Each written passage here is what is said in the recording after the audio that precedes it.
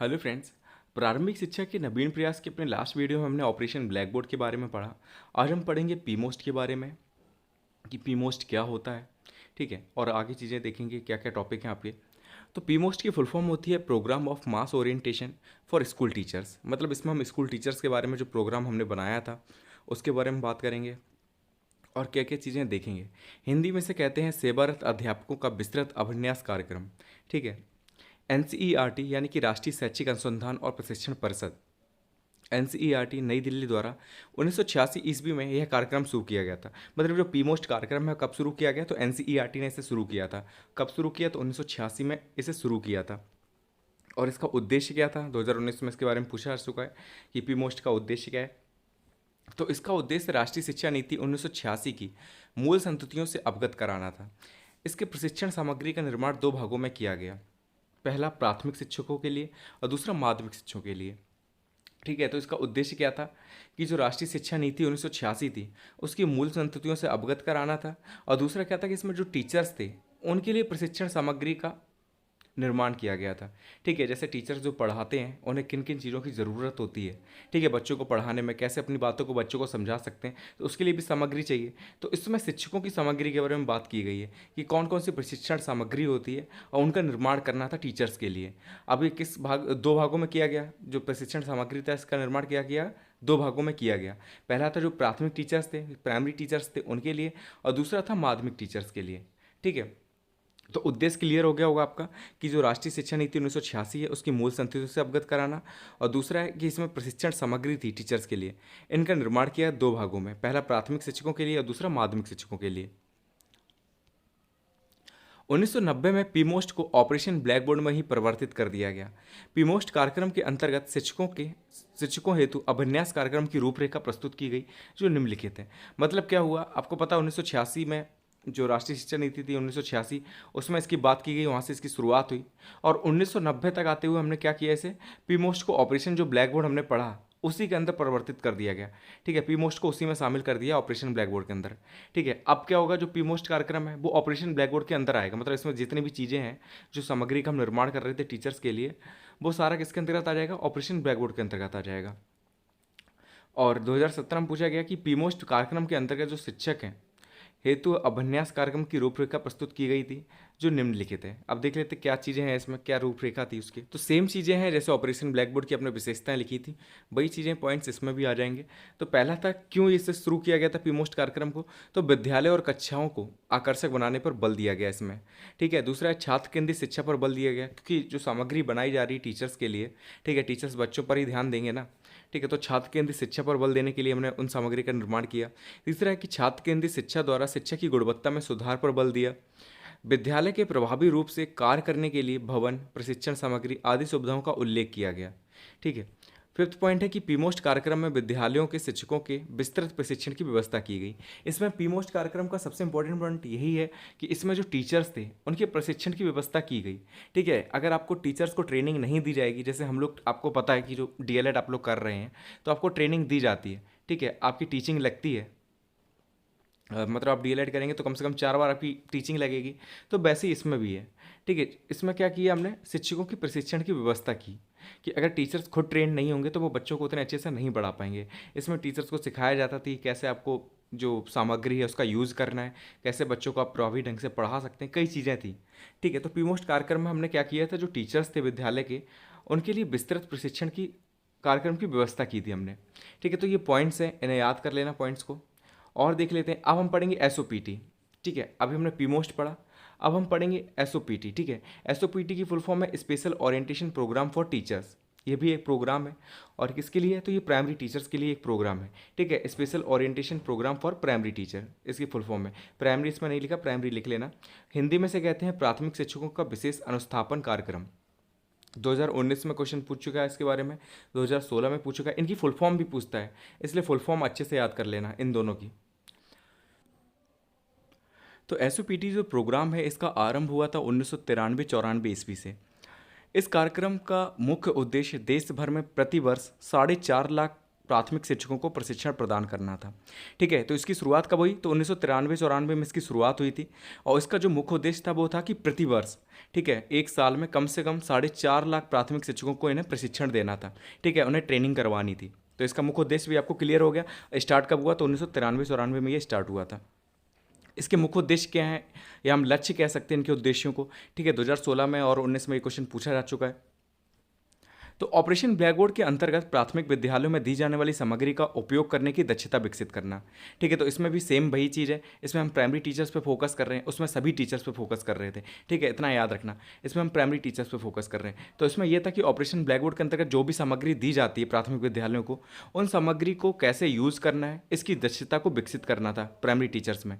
दूसरा था कि शिक्षकों को छात्र केंद्रित अधिगम अपनाने को प्रोत्साहित करना, कि जो टीचर्स हैं उन्हें कौन सा अधिगम अपनाने को प्रोत्साहित करना है, तो छात्र केंद्रित अधिगम जो होता है उसे अपनाने को प्रोत्साहित करना था टीचर्स को। तीसरा पॉइंट है कि एनसीईआरटी की राष्ट्रीय रिपोर्ट में वर्णित न्यूनतम अधिगम स्तर की दक्षताओं में बल देना।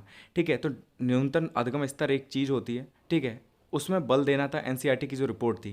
ठीक है, इसके बारे में हम आगे पढ़ेंगे कि एनसीईआरटी की जो राष्ट्रीय रिपोर्ट है उसमें वर्णित है न्यूनतम अधिगम स्तर, उसकी दक्षताओं को बल देना। तीसरा पॉइंट है कि एनसीईआरटी की राष्ट्रीय रिपोर्ट में वर्णित न्यूनतम अधिगम स्तर की दक्षताओं में बल देना। तीसरा पॉइंट है कि एनसीईआरटी की राष्ट्रीय रिपोर्ट में वर्णित न्यूनतम अधिगम स्तर की दक्षताओं में बल देना। कि जो एनसीईआरटी की राष्ट्रीय रिपोर्ट होती है इसमें वर्णित है न्यूनतम अधिगम स्तर, उसकी दक्षताओं में बल देना। अब ये न्यूनतम अधिगम स्तर क्या होता है इसके बारे में हम आगे पढ़ेंगे। ठीक है, नेक्स्ट टॉपिक यही है। नेक्स्ट पॉइंट है कि प्राथमिक स्तर की शिक्षा की गुणवत्ता में सुधार लाना। जो प्राथमिक स्तर पर जो शिक्षा दी जा रही है बच्चों को, उसकी गुणवत्ता में सुधार लाना है, इसकी क्वालिटीज़ में थोड़ा सा सुधार लाना है। फिर लास्ट पॉइंट है आपका कि प्रभावी शिक्षण अधिगम के लिए विद्यालय में उचित वातावरण का निर्माण करना। ठीक है, कि कैसे प्रभावी शिक्षण किया जा सकता है, तो उसके लिए हमें क्या करना है कि विद्यालय में उचित वातावरण का निर्माण करना है। तो ये 5 पॉइंट हैं, अच्छे से याद कर लेना। एसओपीटी के लक्ष्य कह सकते हैं या उद्देश्य कह सकते हैं। अब नेक्स्ट टॉपिक है न्यूनतम अधिगम स्तर। 2016 में और 17 में इससे रिलेटेड क्वेश्चन आ चुका है। तो ये 3 शब्दों के योग से बना है। पहला है न्यूनतम। न्यूनतम का अर्थ होता है कम से कम, अधिगम का अर्थ होता है सीखना, और स्तर का अर्थ होता है उपलब्धि प्राप्त करना। अर्थात न्यूनतम अधिगम स्तर एक ऐसी प्रक्रिया है जिसमें निर्धारित किया जाता है कि बच्चे को किसी निश्चित स्तर यानी कि कक्षा पर निश्चित समय में कम से कम कितना सीखना है। ठीक है, इसमें हम हर चीज़ क्लियर कर देते हैं कि कक्षा 1 का बच्चा है तो हमें उसे किस स्तर तक सिखाना है चीज़ों को, कक्षा 2 का बच्चा है तो उसे हमें किस स्तर तक चीज़ों को सिखाना है, कक्षा 3 का बच्चा है तो उसे किस स्तर तक सिखाना है। मतलब हर क्लास का हमने फिक्स कर दिया कि अगर बच्चा इस स्तर पर आता है तो उसे कम से कम इतनी चीज़ें पता होनी चाहिए। कि कक्षा 1 का बच्चा है तो कम से कम उसे जोड़ घटाने आने चाहिए। ठीक है, कक्षा 2 का बच्चा है तो उसे कम से कम 20 तक पहाड़े आने चाहिए। कक्षा 3 का बच्चा है तो उसके लिए कुछ चीज़ें फिक्स कर दी। तो हर स्तर के लिए हमने कुछ चीज़ें फिक्स कर दी कि इस स्तर तक बच्चे को इतनी चीज़ें आनी चाहिए। तो इसी को हम कहते हैं न्यूनतम अधिगम स्तर। अब न्यूनतम अधिगम स्तर की आवश्यकता क्यों हुई? ठीक है, क्यों इसकी ज़रूरत पड़ी हमें? तो न्यूनतम अधिगम स्तर की आवश्यकता शिक्षा की गुणवत्ता में सुधार लाने के लिए हुई, जिसमें निम्नलिखित कारण थे। ठीक है, तो न्यूनतम अधिगम स्तर को हमने क्यों अपनाया, क्यों इसकी आवश्यकता थी? तो शिक्षा की गुणवत्ता में सुधार लाने के लिए हमें इसकी आवश्यकता हुई, और जिसके निम्नलिखित कारण हैं। पहला था अपव्यय व अवरोध। दूसरा कि छात्रों के स्तर में अंतर, कि एक ही क्लास में एक बच्चा बहुत ज़्यादा होशियार है, दूसरा बच्चा बहुत ज़्यादा वीक है। तो ये जो स्तर है बच्चों का, उसमें जो अंतर होता है, इसके लिए हमें इसकी ज़रूरत थी। तीसरा था कि शिक्षा का गिरता हुआ स्तर, ये शिक्षा का जो स्तर है वो काफ़ी गिर रहा है। ठीक है, बच्चे सही से नहीं पढ़ रहे, टीचर अच्छे से नहीं पढ़ा रहे, इसलिए भी हमें न्यूनतम अधिगम स्तर की आवश्यकता थी। अब आया है हमारा टॉपिक अपव्यय व अवरोधन। ठीक है, अब इसके बारे में हम अच्छे से पढ़ लेंगे कि अपव्यय किसे कहते हैं, अवरोधन किसे कहते हैं। ठीक है, ये क्वेश्चन काफ़ी इंपॉर्टेंट है, 1 नंबर में इससे क्वेश्चन आ सकता है। ठीक है, 2017 में पूछा गया है, लेकिन इस बार भी आने के पूरे चांस है, क्योंकि 1-1 नंबर में क्वेश्चन आ जाते हैं। ठीक है, तो अपव्यय किसे कहते हैं? प्राथमिक शिक्षा पूरी होने से पहले किसी भी स्तर पर बच्चों की समय से पहले वापसी को अपव्यय कहते हैं, अर्थात बीच में स्कूल छोड़ देना। ठीक है, अब इन दोनों में आप कंफ्यूज मत होना, अपव्यय व अवरोधन में। ठीक है, अपव्यय का मतलब होता है कि बच्चे बीच में ही विद्यालय छोड़ देते हैं। ठीक है, प्राथमिक शिक्षा उनकी पूरी नहीं होती। जैसे क्या है कि बच्चों को आपने एडमिशन दिलाया प्राथमिक क्लास में, ठीक है, जैसे कक्षा 1 में या कक्षा 2 में, अब वो क्या करते हैं कि पूरा नहीं पढ़ते। ठीक है, प्राथमिक शिक्षा चलती है 1 से 5 तक, अब वो क्या कर रहे हैं, बीच में ही विद्यालय छोड़ देते हैं। ठीक है, कक्षा 2 के बाद विद्यालय छोड़ दिया, या मान लीजिए कक्षा 1 में ही चल रहा है और थोड़े 1-2 महीने बाद उन्होंने क्या किया, विद्यालय छोड़ दिया और वापस वो विद्यालय नहीं आए, तो ये अपव्यय कहलाता है। ठीक है, कि प्राथमिक शिक्षा पूरी होने से पहले किसी भी स्तर पर बच्चों की समय से पहले वापसी को अपव्यय कहते हैं, अर्थात बीच में स्कूल छोड़ देना। अब अवरोधन किसे कहते हैं वो देख लेते हैं। तो एक वर्ष से अधिक की अवधि के लिए एक ही कक्षा में एक बच्चे का रहना अवरोधन कहलाता है। ठीक है, तो सेम वही चीज़ होगी जो मैंने आपको इससे पहले बताई कि अवरोधन में क्या है कि विद्यालय में क्या हो रहा है, बच्चा कि 2-3 साल तक एक ही क्लास में बना रहता है। ठीक है, उसमें कुछ भी सुधार नहीं हो रहा, वो पढ़ रहा है लेकिन उसे चीज़ें समझ में नहीं आ रही। ठीक है, फेल हो जाता है, फिर उसी क्लास में रहता है। तो एक वर्ष से अधिक अगर कोई भी बच्चा एक ही क्लास में रहता है तो ये अवरोधन कहलाता है। ठीक है, तो अपव्यय अवरोधन में दोनों में डिफरेंस क्या है आप समझ गए होंगे, क्लियर हो गया होगा। दोनों को अच्छे से याद कर लेना, कंफ्यूज मत होना। ठीक है, अवरोधन का मतलब है कि एक वर्ष से अधिक की अवधि के लिए एक ही कक्षा में एक बच्चे का रहना अवरोधन कहलाता है। और जब प्राथमिक शिक्षा पूरी किए बिना बच्चा किसी भी स्तर पर विद्यालय को छोड़ देता है तो वो अपव्यय कहलाता है। अब ये इंपॉर्टेंट पॉइंट है, 2017 में इससे पूछा गया क्वेश्चन कि हर्टांग समिति ने शिक्षा में अपव्यय व अवरोधन का सुझाव दिया था। जब हमने हर्टांग समिति पढ़ी थी तो सबसे पहले जो अपव्यय व अवरोधन का जो सुझाव था वो किसने दिया था, तो हर्टांग समिति ने दिया था। ठीक है, इसके बारे में जो बात की थी सबसे पहले हर्टांग समिति ने की थी। ठीक है, तो ये भी याद रखना कि सबसे पहले अपव्यय व अवरोधन पर प्रकाश किसने डाला था, तो हर्टांग समिति ने। अब दूसरा पॉइंट है छात्रों के स्तर में अंतर। ठीक है, तो हम 3 पॉइंट्स पढ़ रहे थे, अपव्यय अवरोधन हमने पढ़ लिया। अब हम पढ़ेंगे छात्रों के स्तर में अंतर क्यों आ रहा है। तो न्यूनतम अधिगम स्तर की आवश्यकता छात्रों के स्तर के अंतर को भी स्वीकार कर रही है। एक विद्यालय से दूसरे विद्यालय, एक जिले से दूसरे जिले, एक प्रदेश से दूसरे प्रदेश के बच्चों के शैक्षिक स्तर में अंतर पाया जाता है। ठीक है, तो होता क्या है कि न्यूनतम अधिगम स्तर की जो आवश्यकता है वो क्यों पड़ रही है कि छात्रों के जो स्तर है उसके अंतर को स्वीकार कर रही है कि छात्रों के जो स्तर होता है उसमें अंतर होता है। ठीक है, एक ही क्लास के दो बच्चों के स्तर में अंतर है। ठीक है, अब होता क्या कि एक विद्यालय से जो दूसरे विद्यालय हैं उसमें अंतर पाया जाता है कि एक विद्यालय में बच्चे बहुत होशियार हैं, दूसरे में कम।